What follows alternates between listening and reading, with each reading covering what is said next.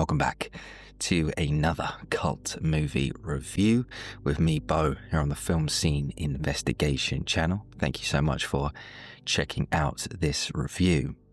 In today's video, I'm going to be taking a look at the 1981 military drama, Taps. Now, this movie has been on my radar for some time. I watched the trailer online a few days ago, and I thought I'd give it a go. Before we get into the review, guys, if you haven't already, please do consider subscribing to the channel. All the support is greatly appreciated.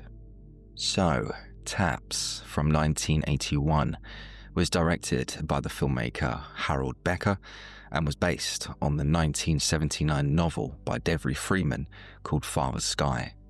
Filmed on location at a real military academy, the production cost around about $14 million to produce, but subsequently went on to earn $30 million at the box office.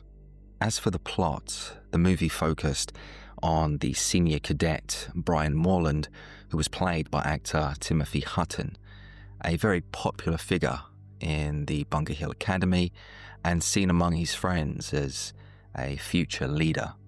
It's safe to say that Brian definitely had pride in this influential status that he had gained at the academy. We were also introduced to his friends, Alex and David, who was played by Sean Penn and Tom Cruise, respectively. It was quite clear from the start that all of these guys took their roles very seriously, setting a good example for the younger cadets. While their lives at Bunker Hill seemed to be going great, things soon turned sour when the Board of Trustees announced that they were permanently closing the academy and selling the land off to some local developers. As you can imagine, the news came as a huge shock to both Brian, David, and all their other friends. I mean, this was their life. Bunker Hill Academy was all they ever knew, and not only was it going to be closed, it was going to be demolished. The general, played by actor George C. Scott, made the announcement to the rest of the cadets, and he deep down was completely disgusted by the board's decision not only to, sell on the land, but to not even consult him first. All of the history, all of the tradition, all of the loyalty completely gone down the drain simply because the Board of Trustees wanted to make some profits.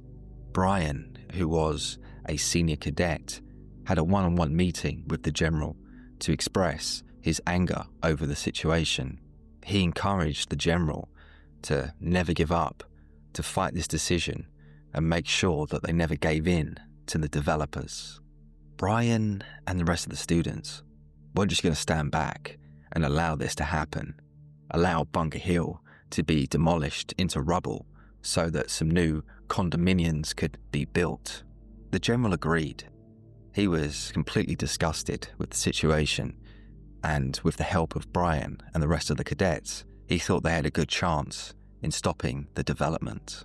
But the situation turned very ugly when later that evening at the military ball, the general ended up getting into a fight with some locals outside the front entrance of the academy.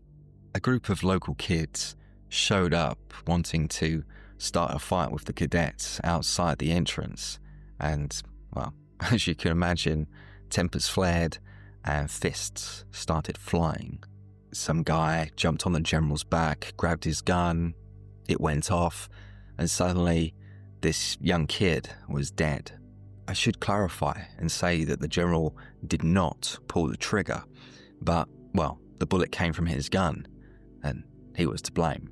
With the uproar over the civilian death and the general being taken into custody over his actions, the future of the barracks came to a crashing halt. Prior to the shooting, it was fair to say that the cadets and the general had a chance in saving the academy, but after the civilian death, it put everything into motion for a permanent closure. The very next day, Suddenly, inventory was being listed, weapons were being taken away from the cadets. I mean, it was literally almost like they had decided overnight that, yep, it's time to close Bunker Hill. Brian, who saw the tide turning, saw it all come crashing down in front of his eyes, he couldn't just stand there. So he decided, with the help of his friends, to take over the school and stop any authorities from entering. These cadets, these young men, they'd had enough, and they weren't just going to stand back, like I said. So they took the bold move to basically take the academy under siege. They first took the weaponry back, they shut the gates, and they cut the phone lines to make sure that there was no contact from the outside world. These guys weren't messing around. Absolutely not. They meant business, and they were doing it all for the general. Of course, their refusal to leave, it only escalated matters, with the authorities showing up in numbers. But the strong police presence didn't seem to have any effect on the young cadets who stood their ground. It was a stalemate, two sides that were not going to give up. And so the police had to use a range of tactics to try and bring the siege to a halt. Even Brian's dad, Sergeant Kevin Morland, showed up outside the academy gates in an attempt to talk some sense into his son. The sergeant spoke directly, face to face with Brian, and told him, the seriousness of his actions and how that he was basically ruining his life. Yet Brian just didn't care. Nothing seemed to register with him. He was locked in and not going to give up anytime soon, regardless of what his dad said to him. Brian was playing with fire. I mean, he'd never been in this situation before, and in a way was very naive, but still, he wasn't going to be stopped. He wasn't going to be talked around or persuaded. Over the coming days, some younger cadets did end up surrendering to the authorities, but the core group of David, Alex, and Brian all stuck it out. The police made a cunning decision to turn off the water supply and the electric, and once that happened, doubt definitely started to seek into the minds of the cadets. I mean, how were they going to cope with no supplies? The movie culminated with the National Guard finally showing up in force and surrounded the building with their armoured tanks. The authorities had done their best, tried to destabilise the situation, but nothing was working. Nothing was registering with those guys, and they weren't going to stop. So ultimately, the authorities felt that all they had left was to use force to try and take back the academy. This led to a deadly shootout that saw military helicopters drop a load of tear gas on the academy grounds. It was complete anarchy, with all of these cadets running around trying to escape, trying not to breathe in the gas, and in the process, David and Brian ended up getting killed in the crossfire.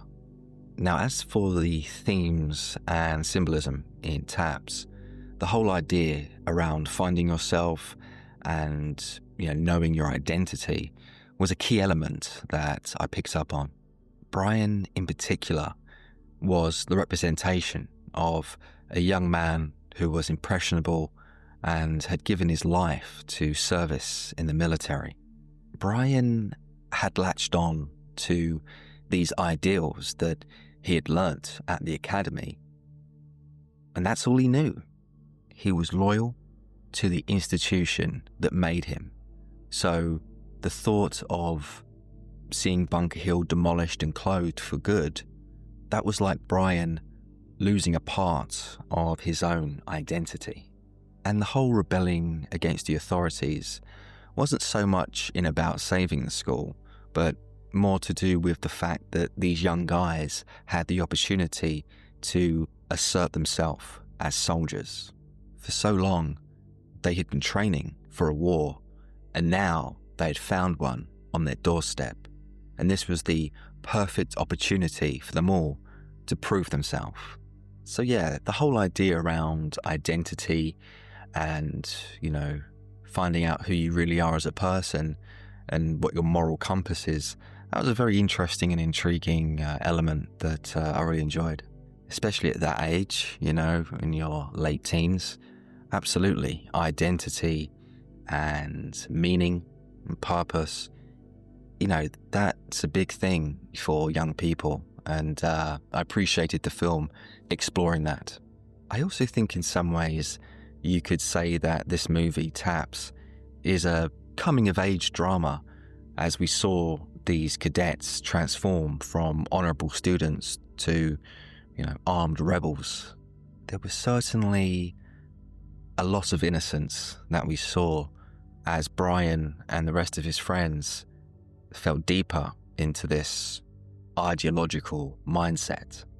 Their reasoning, their moral judgment, all of that was completely blinded by their goal in not giving up, which of course led to some deadly consequences. Now, the film featured a large ensemble cast of young actors who went on to have some successful careers in showbiz. One actor I immediately spotted was Giancarlo Esposito, who played Cadet Pierce in the movie. Now, this was a minor role for Esposito. He didn't really have that much dialogue, but with that said, with the limited material he was given, I thought he did a pretty good job. He's an actor who, of course, has had a lot more success in his later career, but it was very interesting to see him, in such an early role. Another actor who I noticed was Evan Handler, who is most known for his work on the TV show Sex and the City. He had a small role as Cadet West, one of Brian's friends.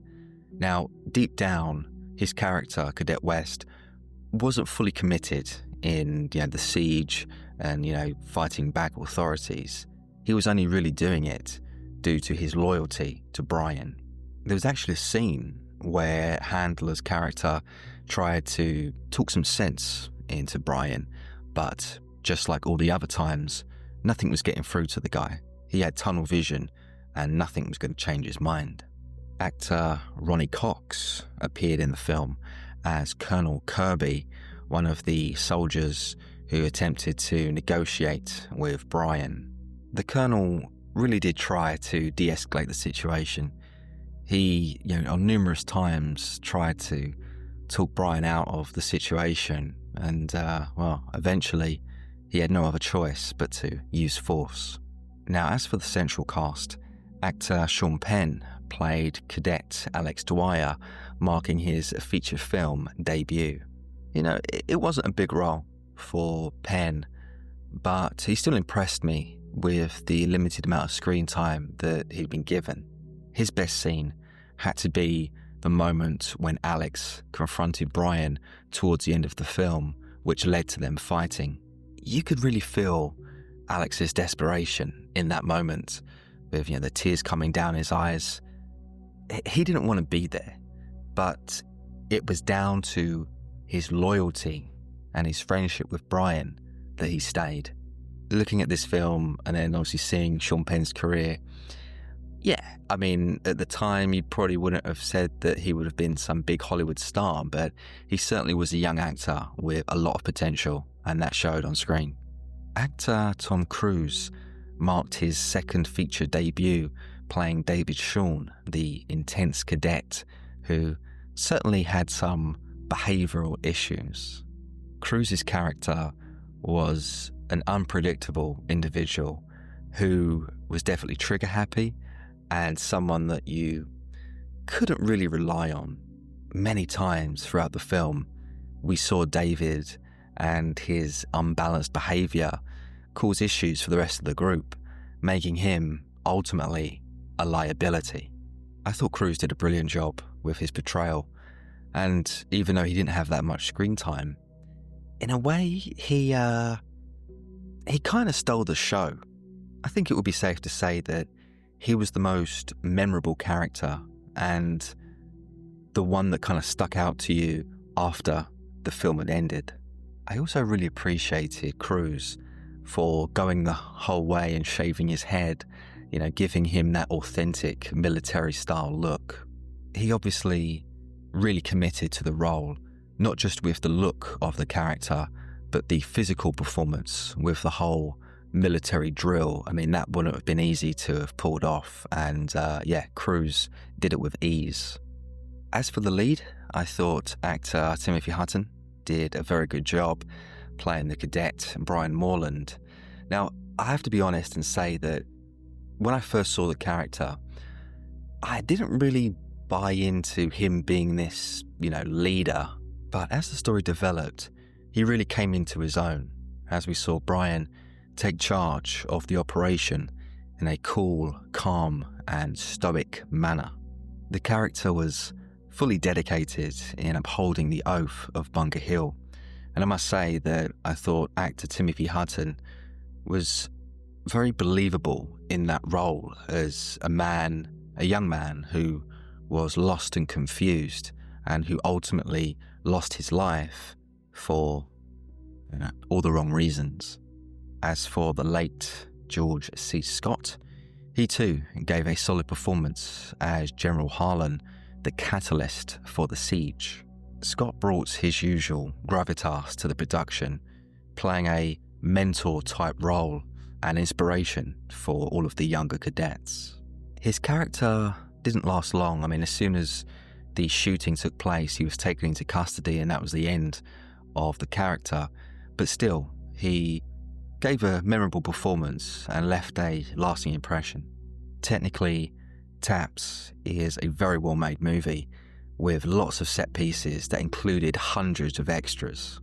As I said, this movie cost over $14 million to produce, and it certainly showed on screen. The parade sequence in particular was very impressive, seeing such a large-scale military procession take place.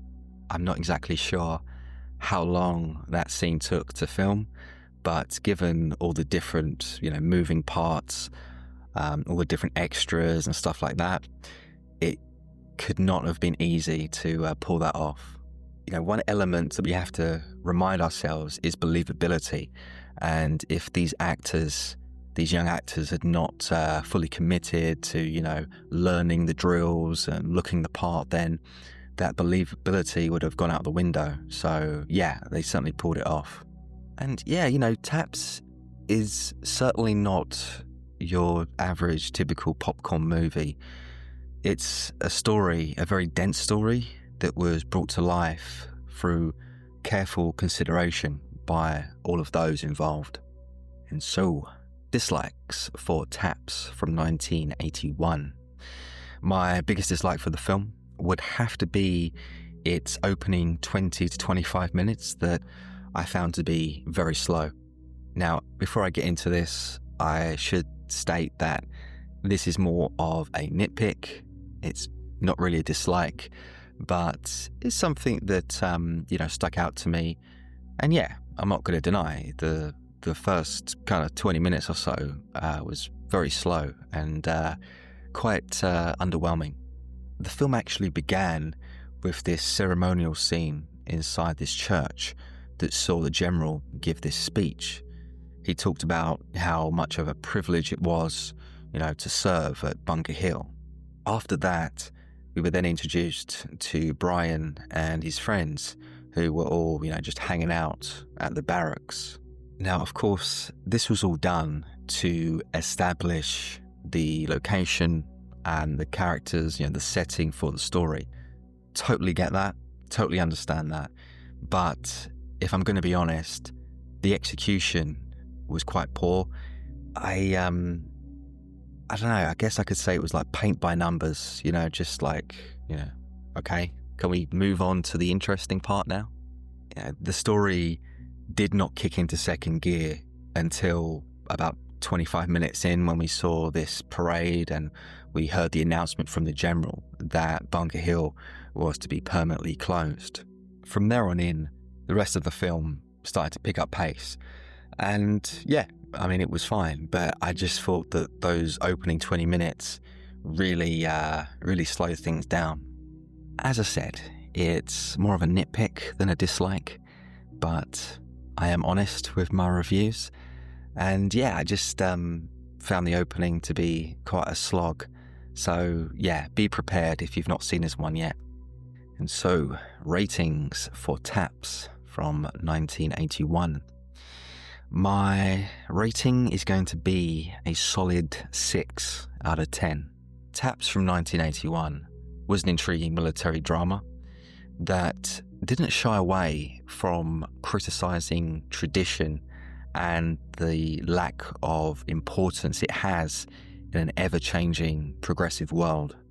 As for the chemistry among the actors, the cadets and their friendship and their camaraderie, it all felt very authentic. You know, it wasn't unbelievable to think that these guys, this core group of friends, could pull off such a task, such an operation in taking over the academy.